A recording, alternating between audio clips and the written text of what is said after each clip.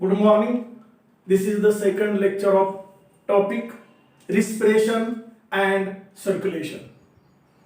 Today discuss next article human respiratory system, and this is the rough diagrammatic representation of human respiratory system. Actually, this system is very simple and easy to understand. So, with the help of this rough diagrammatic representation, we discuss about human respiratory system. First, focus on labels of this diagram. Here, this is the nose. This small opening, actually this is the lateral view like this. Hence, one nostril seen here. एकच छिद्र दिसतंय. In frontal view, पुढून पाहिलं तर दोन छिद्र दिसतात. There are two nostrils. पण या ठिकाणी lateral view असल्यामुळे एकच आपण काढलेला आहे. One nostril. Then here this empty space, nasal chamber. Then here this empty space, mouth cavity. Then this also large empty space called as a pharynx.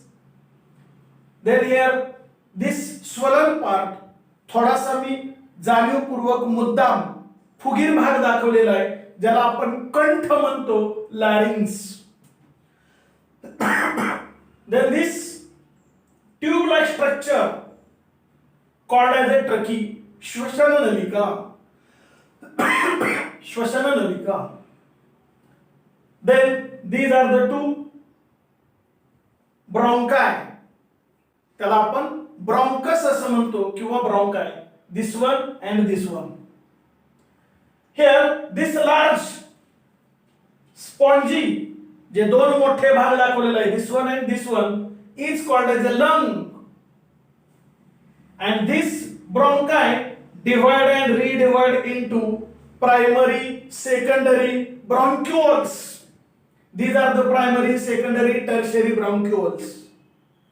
And here this sac-like structure, grapes-like, द्राक्षांचा घड जसा असतो तशा पद्धतीने हे काय असतील, अल्व्हिओलाई. या पद्धतीची ही डायग्राम बेसिकली माहिती असणं गरजेचं आहे. डायग्राम एकदा समजली की आपण इझिली ती सिस्टीम आपल्या ओन लँग्वेज मध्ये प्रेझेंट करू शकतो. So listen carefully one by one part. Here respiratory system of man consists following parts. First one is called as a nose. पहिला पार्ट कोणता असेल, नोज.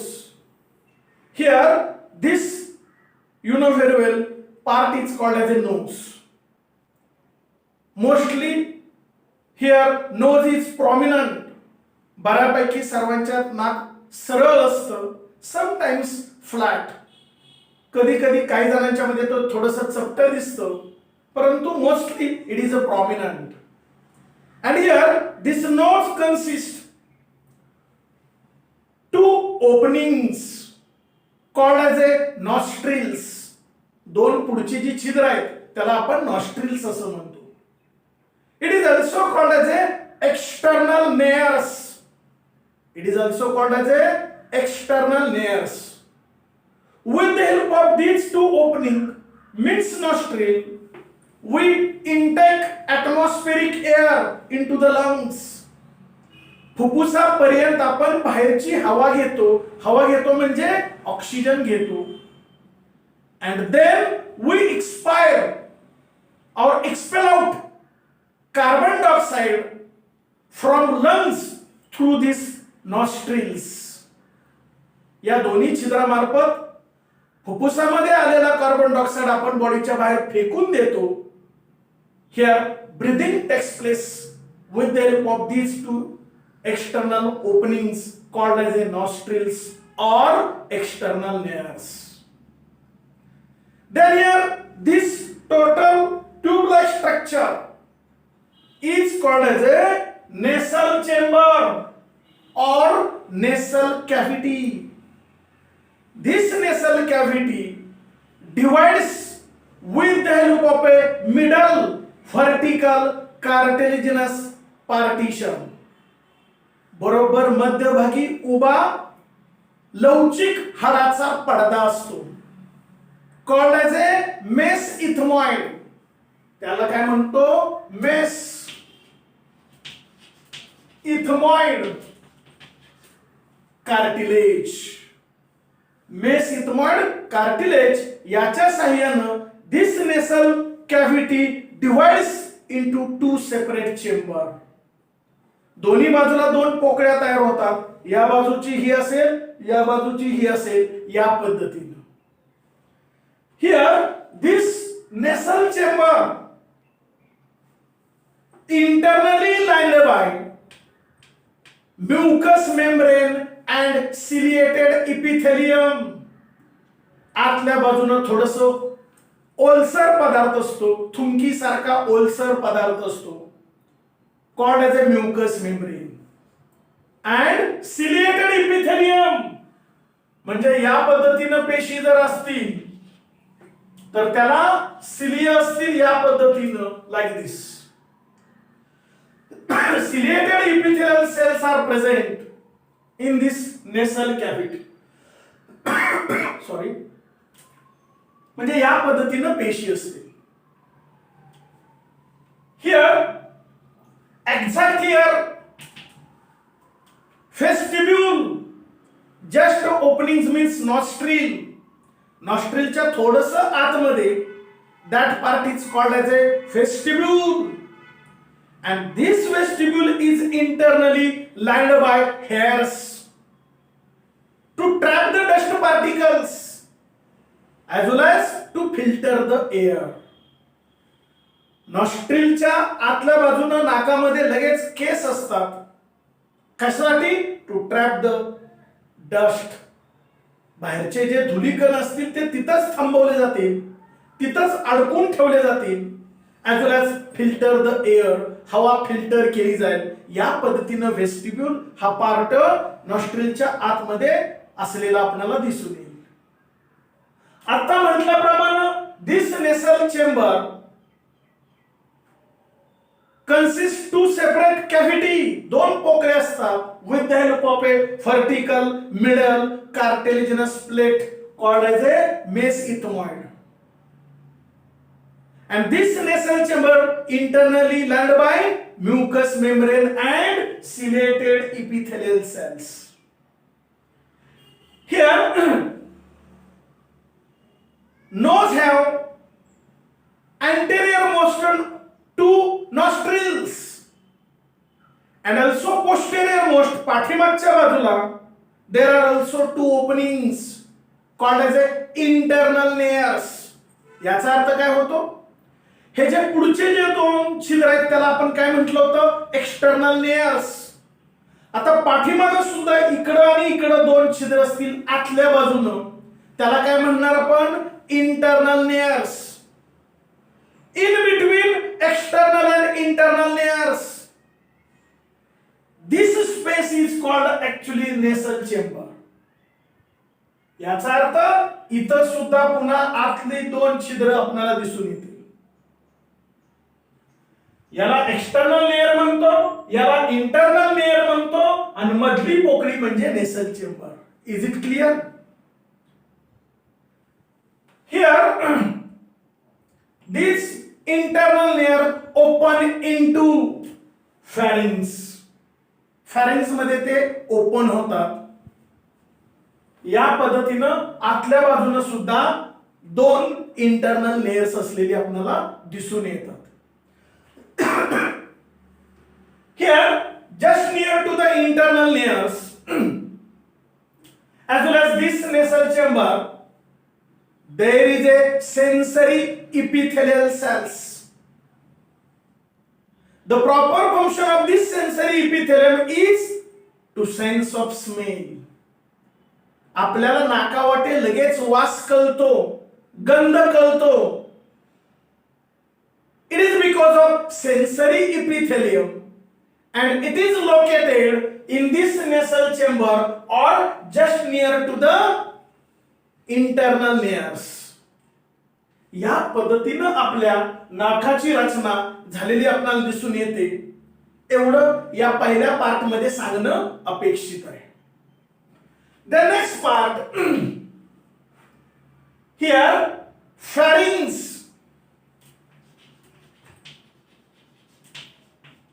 Next part, pharynx.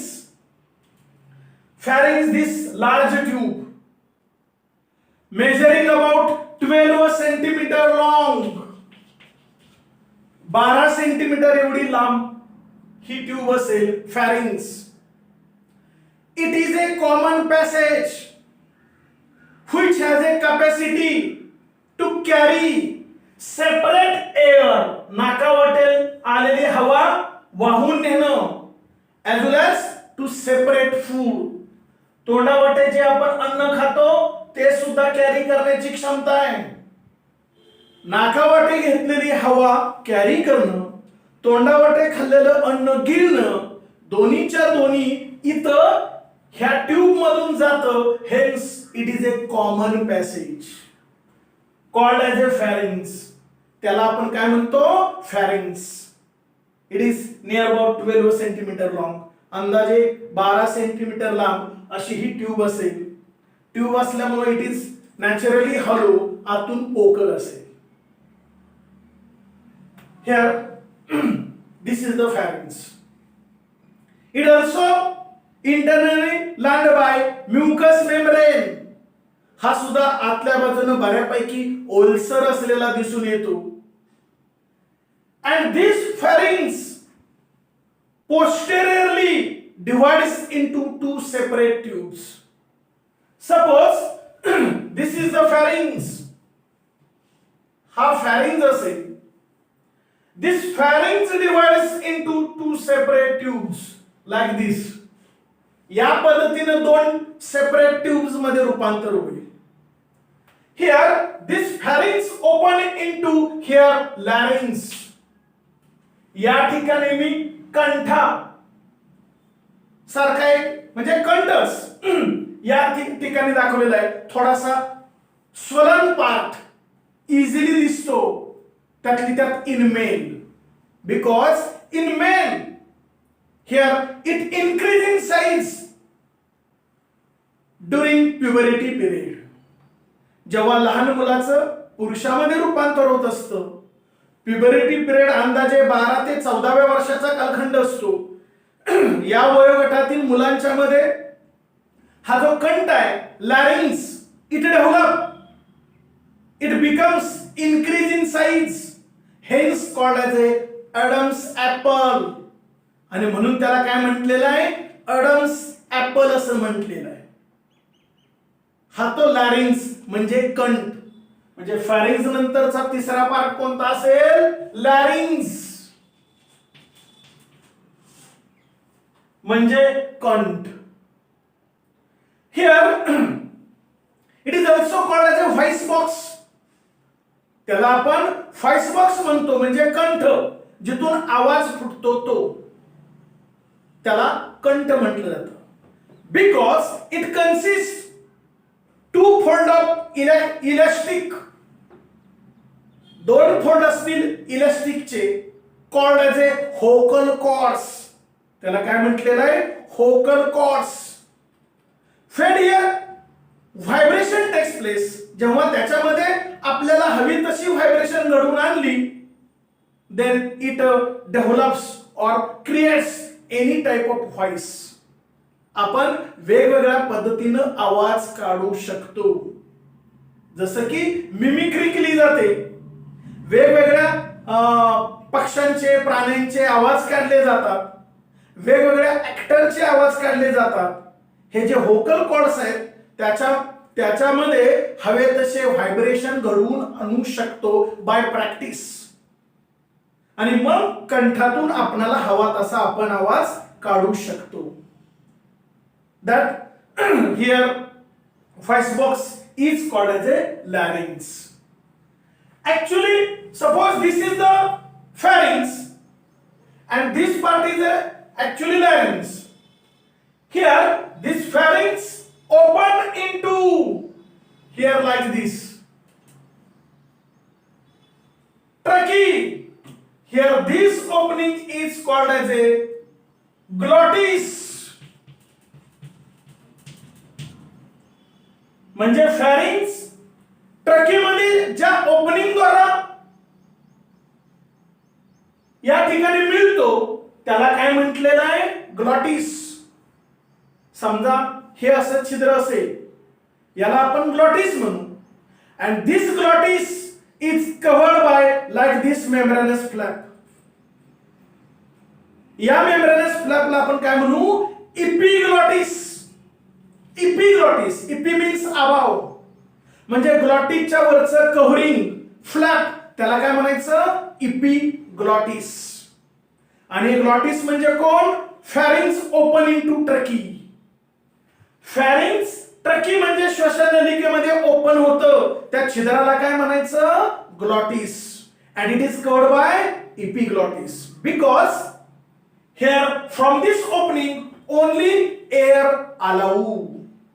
फक्त हवा घेतली जाईल. not any type of food particle or water. आतमध्ये पाणी घेतलं जाणार नाही.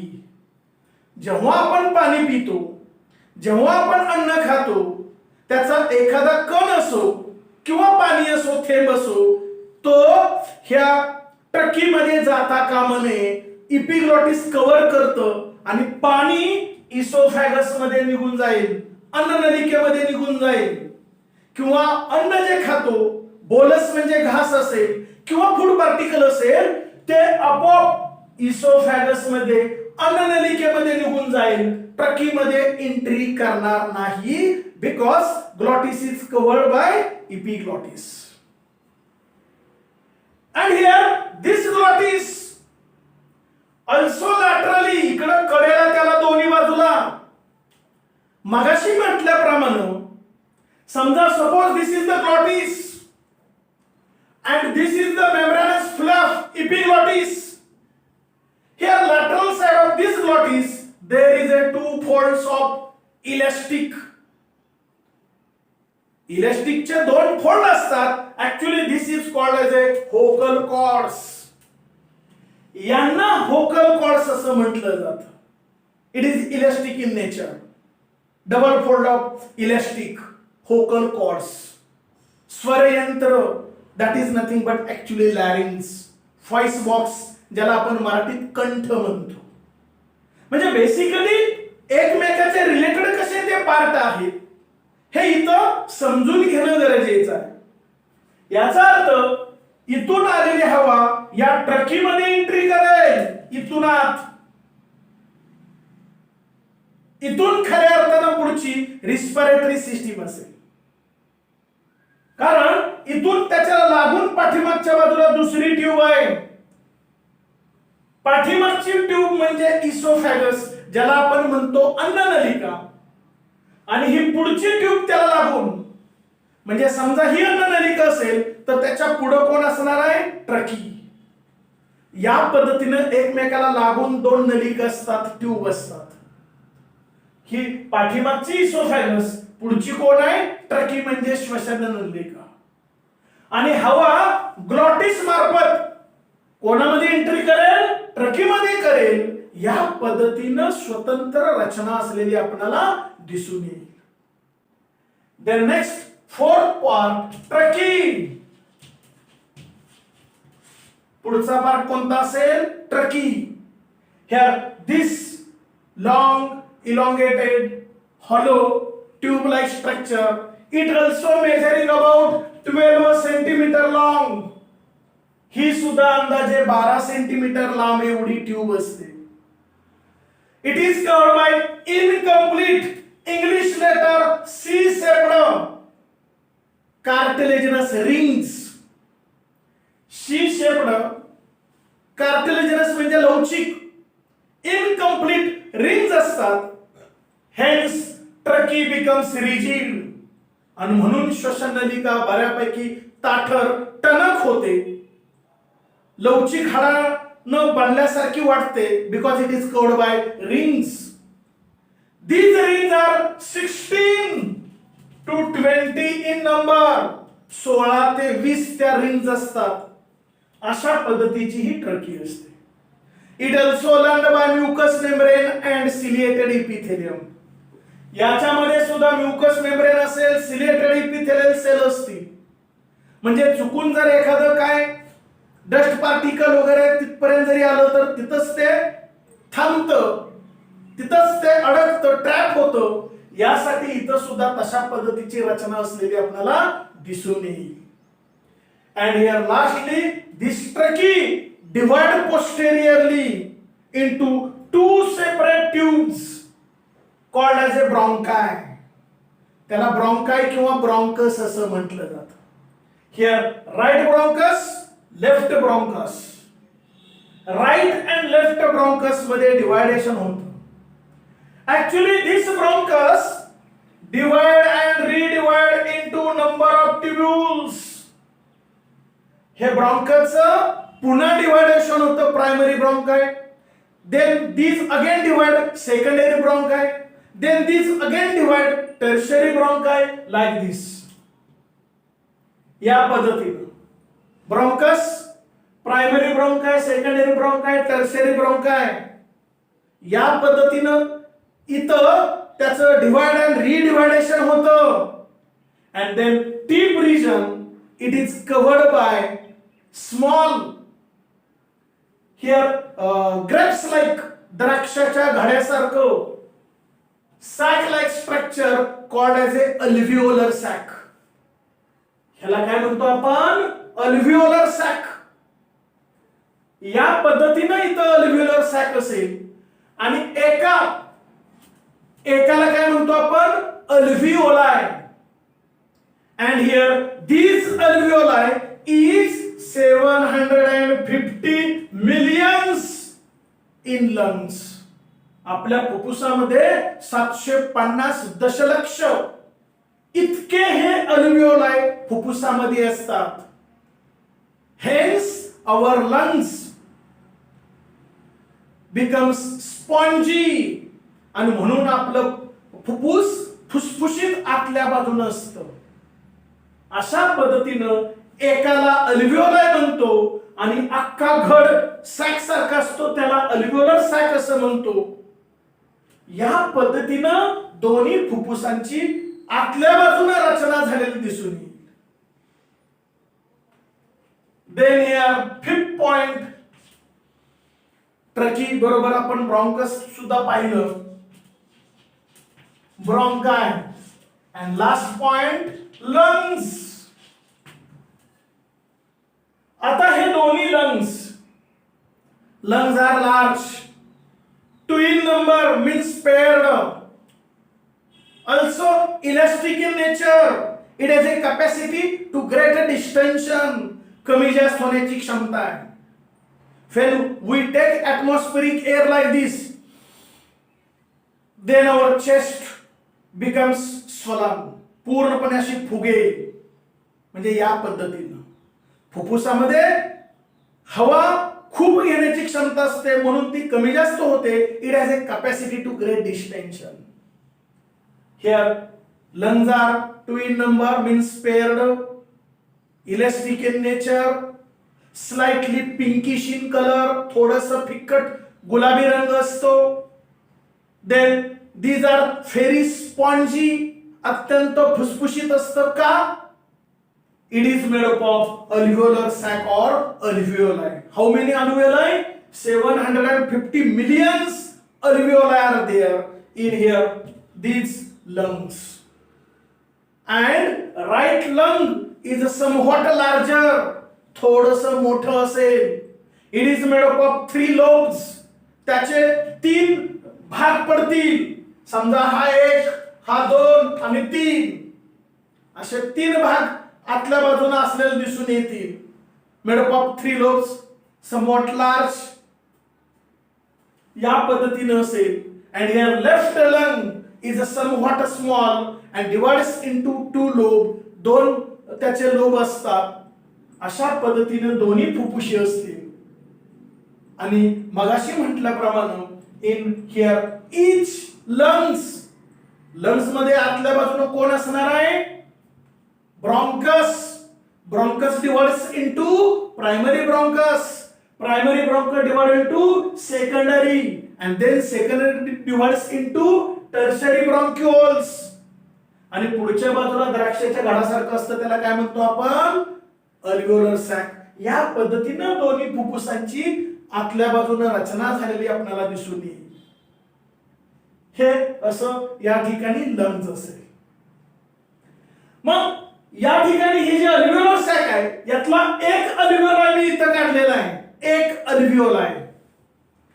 Here single alveoli or alveolar sac externally surrounded by here blood vessel, pulmonary artery and vein. Pulmonary artery आणि व्हेन त्याचं जाळं नेटवर्क ह्या अल्व्हिओलाय भोवती कडेनं आपल्याला दिसून येईल. आणि म्हणून काय होतं? समजा पल्मोनरी व्हेन ही असेल, तर पल्मोनरी व्हेन मध्ये कोण असेल? Carbon dioxide. आणि तो कार्बन डायऑक्साइड या अल्व्हिओलाय मध्ये एंट्री करेल. आणि आपण घेतलेला ऑक्सिजन नाकावाटे इथं ट्रकीमध्ये, तिथून ब्रॉन्कस लंग्स मध्ये, म्हणजे ऑक्सिजन कुठे येईल? अल्व्हिओलाय मध्ये येईल. आणि तो ऑक्सिजन कुठे जाईल? Pulmonary artery. पल्मोनरी व्हेन मधला कार्बन डायऑक्साइड अल्व्हिओलाय मध्ये जाईल आणि अल्व्हिओलाय मधला ऑक्सिजन पल्मोनरी आर्टरी मध्ये एंट्री करेल. Exchange of gases takes place in our blood and here atmosphere. या पद्धतीनं रिस्पिरेशन ही प्रक्रिया घडते. अशी ही रिस्पिरेटरी सिस्टीम असेल. हे एवढे अवयव बेसिकली तुम्हाला माहिती असणं गरजेचं आहे. या ठिकाणी ही रिस्पिरेटरी सिस्टीम असेल. And here this part is called as a diaphragm. हा तो डायफ्रॅम असेल. हॉरिझॉन्टल पार्टिशन, आडवं पार्टिशन असतं, dome shaped, which is separate thoracic cavity from abdominal cavity.